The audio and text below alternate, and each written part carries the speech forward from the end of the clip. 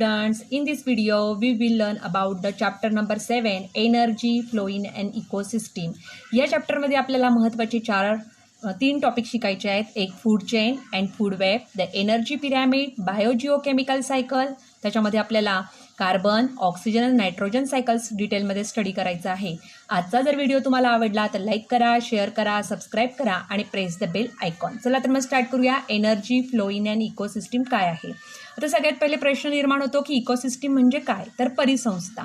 आता परिसंस्था म्हणजे काय असतं की जी बायोटिक आणि अबायोटिक फॅक्टरचं मिळून बनलेली असते त्याला आपण इकोसिस्टीम म्हणजे परिसंस्था असं म्हणतो.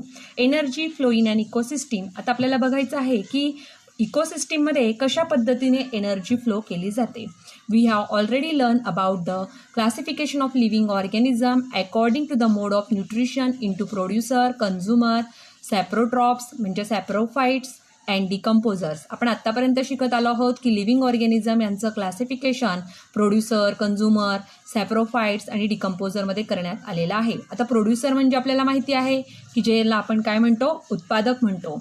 आणि जे आहेत सॅप्रोफाइट्स त्याला काय म्हणतो, मृतोपजीवी असं म्हणतो. आणि डिकम्पोजर म्हणजे विघटक की जे आपल्या परिसंस्थेमध्ये सगळेच घटक कसे आहेत, महत्त्वाचे आहेत. Consider the various trophic level of the ecosystem around you as given below. म्हणजे ट्रॉपिक लेवल आहे इकोसिस्टीममध्ये ती कशा पद्धतीने आहे बघा. आपल्याला दिला आहे प्रायमरी कन्झ्युमर्स म्हणजे हर्बिव्होरस, आपल्याला माहितीच आहे. Grasshopper, squirrel, elephant etcetera they are directly depend on autotrophs producers. आपण त्यांना काय म्हणतो, प्रोड्युसर असं म्हणतो. आणि हर्बिव्होरस म्हणजे शाकाहारी वनस्पती की ज्यांचा समावेश या प्रायमरी कन्झ्युमर्समध्ये करण्यात आलेला आहे. सेकंडरी कन्झ्युमर्स म्हणजे कार्निव्होरस, ज्यामध्ये frog, owl, fox etcetera. These consumers use herbivorous as their food. आणि हे अन्न म्हणून म्हणजे सेकंडरी कन्झ्युमर जे आहेत ते अन्न म्हणून कशाचा वापर करतात, तर हर्बिव्होरस यांना भक्षक म्हणून ते स्वीकारतात. म्हणून त्याला द्वितीय भक्षक म्हणजे सेकंडरी कन्झ्युमर्स असं म्हणतात. अपेक्स ऑर टॉप कन्झ्युमर्स म्हणजेच कार्निव्होरसच असतात हे पण हे अपेक्स ऑर टॉप कन्झ्युमर्स म्हणून त्याला ओळखतात. म्हणजे सर्वोच्च भक्षक म्हणतात त्यांना. त्याच्यामध्ये टायगर, लॉयन यांचा समावेश आहे. These consumers use herbivorous and carnivorous as their food. ते अन्न म्हणून दोघांनाही अन्न म्हणून ग्रहण करतात. म्हणजे हर्बिव्होरसलाही आणि कार्निव्होरसलाही म्हणजे प्रायमरी कन्झ्युमर्सला पण आणि सेकंडरी कन्झ्युमर्सला पण अन्न म्हणून ते स्वीकारतात. आणि no other animal feed on top consumers. आणि कुठल्याही प्रकारे इतर प्राणी त्यांना खात नाही. आणि लास्ट आहे ओमनिव्होरस. ओमनिव्होरस म्हणजे मिक्स कन्झ्युमर्स ज्यामध्ये आपण ह्युमन बिंग येतो, बियर आहे etcetera. Feed on herbivorous and carnivorous. हे अन्न म्हणून कशाचा स्वीकार करतात, तर दोन्ही प्रकारे म्हणजे शाकाहारी पण आणि मांसाहारी पण आहार करतात. त्याला मिश्र आहारी म्हणतात, म्हणजेच ओमनिव्होरस आहे. आता आपल्याला एक्झामला यासाठी एक्झाम्पल्स विचारले जातात की प्रायमरी कन्झ्युमर्सचे एक्झाम्पल काय आहे, अपेक्स कन्झ्युमर्सचे काय आहेत, ओमनिव्होरसचे एक्झाम्पल काय आहेत. तर त्यासाठी आपल्याला एक्झाम्पल लक्षात ठेवायचे आहेत. पुढचा आपला टॉपिक आहे food chain and food web. आता फूड चेन म्हणजे काय, तर आपल्याला चेन म्हणजे काय माहिती आहे, साखळी. मग फूड चेन म्हणजे काय, अन्न साखळी. आणि फूड वेब म्हणजे काय, अन्न जाळी. मग आता आपल्याला त्यांच्या संदर्भात बघायचं आहे. त्यासाठी आपल्याला फूड चेनची डायग्रॅम दिली आहे बघा. की आपल्याला काय दिसतं आहे की सनलाईट पडतो आहे, खाली ग्रास दिलेला आहे. ग्रासवर जगणारे जे आहेत ते म्हणजे ग्रासहोपर्स. ग्रासहोपरवर जगणारा आहे फ्रॉग. फ्रॉगवर जगणारे आहेत स्नेक्स. आणि स्नेक्सवर जगणारे कोण आहेत, ईगल. आणि त्यांचा शरीराचं डिकम्पोजिशन करणारे जे आहेत ते मायक्रोब ऑर्गॅनिझम्स आहेत किंवा आपण त्याला सॅप्रोफाइट्स असं म्हणतो. अशा पद्धतीने आपल्याला पूर्ण फूड चेन दिली आहे. मग यावरनं आपल्याला फूड चेनची डेफिनेशन लक्षात येते की काय आहे, तर interactions go on continuously between producer, consumer and saprophytes. म्हणजे आपल्याला काय दिसतं यामध्ये की प्रोड्युसर, कन्झ्युमर आणि सॅप्रोफाइट्समध्ये एक परस्परांशी त्या जोडल्या गेलेल्या आपल्याला दिसता आहेत. There is a definite sequence in this interaction which is called food chain. यामध्ये एक काय आहे, सिक्वेन्स असतो दिसतोय, डेफिनाइट सिक्वेन्स आहे. आणि म्हणून असं जे स्ट्रक्चर असतं की ज्यांच्यामध्ये डेफिनाइट सिक्वेन्स असतो, परस्पर संबंध आपल्याला दिसतो आहे. आणि म्हणून आपण त्याला फूड चेन असं म्हणतो. ईच चेन कन्सिस्ट ऑफ 4, 5 और मोर लिंक्स. आणि ही फूड चेन जी असते ही फक्त काय 2-4 सजीवांचीच असते असं नाही, याच्यापेक्षा जास्त पण एकमेकांशी त्याच्यामध्ये कनेक्टेड असतात. मोर लिंक्स त्याच्यामध्ये असतात.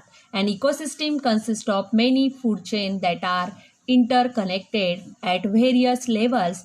Thus, a food web is formed. आता ही इकोसिस्टीम जी आहे आपली याच्यामध्ये बऱ्याचशा अशा फूड चेन आहेत आणि ज्या फूड चेन एकमेकांशी इंटरकनेक्टेड असतात त्याला आपण फूड वेब असं म्हणतो, म्हणजे अन्नजाळं असं म्हणतो. मग तुम्हाला क्लिअर झालं की फूड चेन आणि फूड वेब म्हणजे काय, तर अन्न साखळी म्हणजे प्रोड्युसर, कन्झ्युमर आणि सॅप्रोफाइट्स यांच्यामध्ये कंटिन्युअस डेफिनाइट सिक्वेन्स इंटरॅक्शन असतं, त्याला आपण फूड चेन असं म्हणतो. आणि एकापेक्षा जास्त लिंक्स इकोसिस्टीममध्ये मेनी फूड चेन्स या एकमेकांशी कनेक्टेड असतात, इंटरकनेक्टेड असतात, त्याला आपण फूड वेब असं म्हणतो.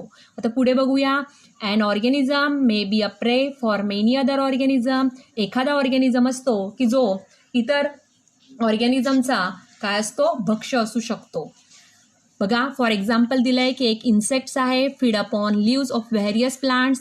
काही कीटक आहे की जो काय करतो, वेगवेगळ्या झाडांची पानं खातो. But the same insect is the prey for different animals like frog, ball lizard, birds etcetera. पण आपण जर त्याचा विचार केला तर तो काय आहे, खूप जणांचं भक्ष्य असू शकतो. जसं फ्रॉग आहे, बॉल लिझार्ड आहे, बर्ड्स आहे, या सगळ्यांचं तो काय होऊ शकतो, भक्ष्य ठरू शकतो.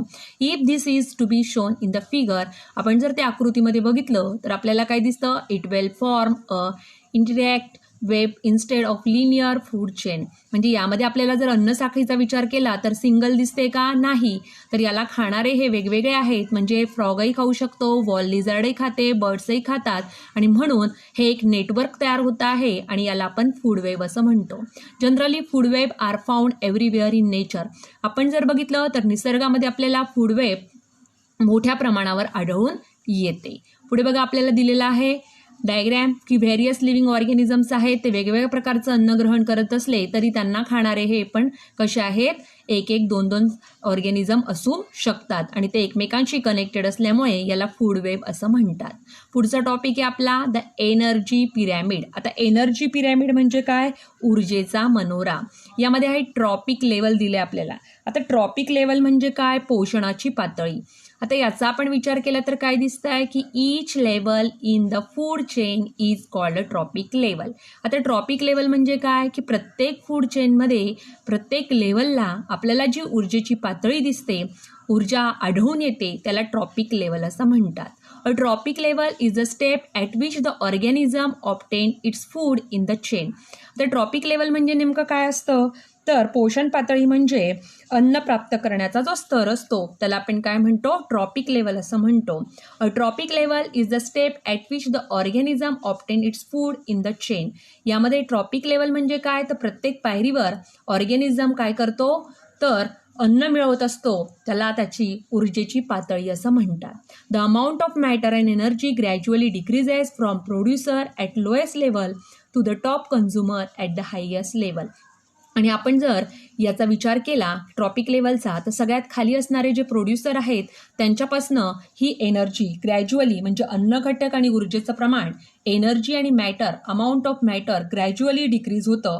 म्हणजे उत्पादकापासून उच्च स्तरापर्यंत म्हणजे टॉप कन्झ्युमरपर्यंत, हायेस्ट लेवलच्या असणाऱ्या टॉप लेवल कन्झ्युमरपर्यंत हे काय होत जाते, याच्यामध्ये ग्रॅज्युअली चेंजेस होत जातात, म्हणजे डिक्रीजेस होत जाते. ही लेवल कोणती, ट्रॉपिक लेवल. म्हणजे प्रोड्युसरने प्रोड्यूस केलेली जी एनर्जीची लेवल आहे त्याच्यापेक्षा ती थोडी कमी होत जाते आणि हर्बिओरसमधून ती पुन्हा कमी होत जाते आणि अशा पद्धतीने ही ट्रॉपिक लेवल आपल्याला काय दिसते आहे, तर प्रोड्युसरपासून टॉप कन्झ्युमरपर्यंत त्याची लेवल ग्रॅज्युअली डिक्रीज होताना आढळून येते. आता ट्रॉपिक लेवलचा आपल्याला साईडला डायग्रॅम दिलेली आहे की प्रोड्युसर म्हणजे प्लांट्स आहेत, त्याच्यावर डिपेंडिंग असणारे फर्स्ट ट्रॉपिक लेवल म्हणजे त्याला प्रथम पोषण पातळी असं म्हणतो, त्याच्यामध्ये हर्बिओरस येतात. सेकंड ट्रॉपिक लेवल म्हणजे कार्निओरस येतात आणि थर्ड ट्रॉपिक लेवल म्हणजे ओमनिओरस यांचा समावेश आपल्याला त्याच्यामध्ये झालेला दिसतो. ओमनिओरस म्हणजे मी तुम्हाला मगाशी सांगितलंच की तृतीय पोषण पातळी म्हणजे उभय आहारी असं पण त्यांना म्हणतात आणि हे तृतीय पोषण पातळीमध्ये येणारे सजीव आहेत. अशा पद्धतीने ट्रॉपिक लेवल आपल्याला दिलं आहे. ट्रॉपिक लेवल म्हणजे फक्त लक्षात ठेवायचं आहे की पोषण पातळी म्हणजे अन्न प्राप्त करण्याचा जो स्तर असतो. Food chain is called each level in the food chain is called a tropic level. आता पुढचा आपल्याला भाग दिलेला आहे की जर समजा आपण the energy transfer that takes place at each trophic level. आता प्रत्येक ट्रॉपिक लेवलला जर आपण बघितलं तर एनर्जी ट्रान्सफर होत जाते. बघा आपल्याला डायग्राममध्ये दाखवलेलं आहे. पहिले 10,000 किलो कॅलरी एनर्जी आहे, मग 1,000 किलो कॅलरी दिसत आहे, मग 100 किलो कॅलरी आहे आणि मग 10 किलो कॅलरी एनर्जी दिसतीये. म्हणजेच काय होत आहे, ट्रॉपिक लेवलमध्ये एनर्जी ट्रान्सफर होतीये. आणि there are different levels of energy exchange in the food chain. आणि यामध्ये आपल्याला काय दिसत आहे की there are different levels of energy, म्हणजे इथं आपल्याला एनर्जी जी एक्सचेंज होताना दिसते फूड चेनमध्ये ते कसं आहे तर अन्न साखळीमध्ये आपल्याला वेगवेगळ्या स्तरावर त्याचं एनर्जी लेवल चेंज होताना एक्सचेंज होताना दिसते आहे. The initial quantity of energy goes on decreasing at every level of energy exchange. आणि प्रत्येक पातळीवर जाताना आपल्याला काय दिसतं आहे तर त्याची एनर्जी लेवल जी आहे, क्वांटिटी जी आहे, म्हणजे इनिशियल क्वांटिटी जी एनर्जीची आहे ती कमी कमी होताना दिसते. Similarly the number of organism also decreases from the lowest level to the highest level. आणि सिमिलरली आपण जर विचार केला तर सजीव संख्या पण निम्न स्तराकडून उच्च स्तराकडे आपल्याला कमी कमी होताना दिसते. म्हणजेच आपल्याला जे लोएस्ट लेवलला असणारे ऑर्गॅनिझम्स आहेत त्यांचा नंबर डिक्रीज होताना हायेस्ट लेवलकडे होताना काय दिसतो आहे, कमी कमी होताना दिसतो. This pattern of energy exchange in an ecosystem is called a pyramid of energy. आणि हा जो एनर्जी एक्सचेंजचा पॅटर्न आहे इकोसिस्टीममध्ये त्याला पिरॅमिड ऑफ एनर्जी असं म्हणतात. म्हणजे the number of organism also decreases from the lowest level to the highest level. This pattern of energy exchange in an ecosystem is called the pyramid of energy. मग आपल्याला काय लक्षात येतं यामध्ये की सजीव संख्या काय होते आहे, लोएस्ट लेवलकडून हायेस्ट लेवलकडे काय होत जाते, कमी कमी होत जाते. आणि हा जो एनर्जी एक्सचेंजचा पॅटर्न आहे इकोसिस्टीममध्ये त्याला पिरॅमिड ऑफ एनर्जी असं म्हणतात. बघा आपल्याला खाली दिलं एक्झाम्पल म्हणून की after the death of apex consumer, जेव्हा एखादा सर्वोच्च भक्षक जर मृत पावला तर काय होतं तर energy become available to the decomposer. मग त्याच्या शरीरामध्ये असणारी जी एनर्जी आहे ती डिकम्पोजरला प्राप्त होते. डिकम्पोजर म्हणजे कोण, विघटकांना ती प्राप्त होते. Fungi and other micro organism decompose the body of dead animal.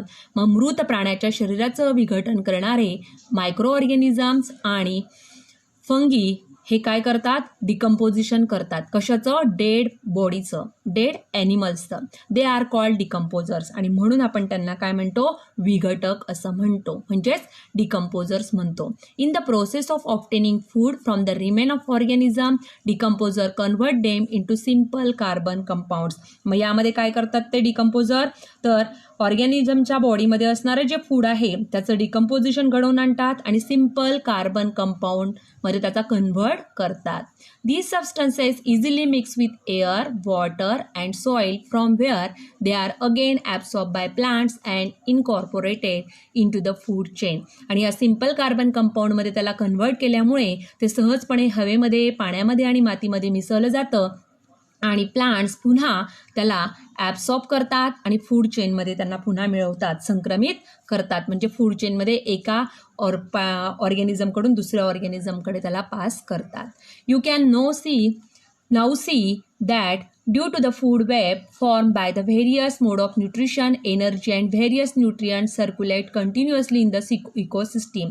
आपण जर बघितलं तर इकोसिस्टीममध्ये आपल्याला काय दिसतं, ऊर्जा आणि इतर प्रकारची पोषक द्रव्ये परिसंस्थेमध्ये आपल्याला काय होताना दिसतात, प्रवाहित होत असताना, कंटिन्युएट सर्क्युलेट होताना दिसतात.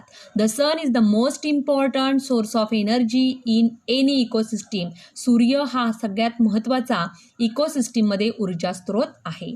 Green plants of the ecosystem store some of the solar energy in the form of food. आणि ज्या हिरव्या वनस्पती आहेत इकोसिस्टीममध्ये असणाऱ्या त्या सोलर एनर्जी फूडच्या रूपाने स्टोअर्ड करतात. Before reaching the decomposer this energy is pass on from one trophic level to the next.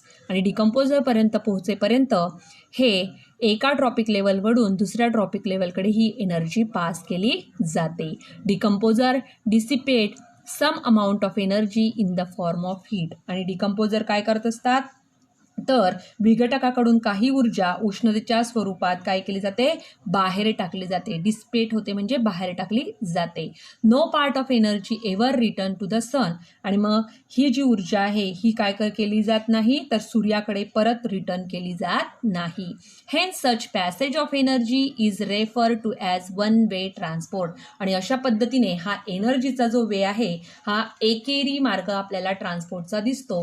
म्हणजेच एकेरी मार्गाने यामध्ये काय केलं जातं, एनर्जीचं वहन केलं जातं. मग यावर आपल्याला क्वेश्चन येतो की energy flow through an ecosystem is one way. त्यासाठी आपल्याला हाच पॅरेग्राफ आन्सर म्हणून लिहायचा आहे की sun is the most important source of energy in an ecosystem. Green plant ज्या आहेत त्या या सोलर एनर्जीला फूडच्या रूपाने स्टोअर्ड करतात. रिचिंग द डिकम्पोजरपर्यंत पोहोचायच्या आधी ही जी एनर्जी आहे ही एका ट्रॉपिक लेवलकडून दुसऱ्या ट्रॉपिक लेवलकडे पास केली जाते.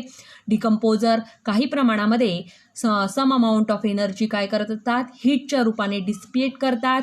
And no part of energy ever return to the sun. आणि कुठल्याही एनर्जीचा पार्ट हा सूर्याकडे रिटर्न केला जात नाही. आणि म्हणून या एनर्जीचा जो पॅसेज आहे त्याला आपण वन वे ट्रान्सपोर्ट असं म्हणतो. अशा पद्धतीने आपण आजच्या व्हिडिओमध्ये फूड वेब काय आहे, फूड चेन काय आहे हे कंटिन्यू केलं.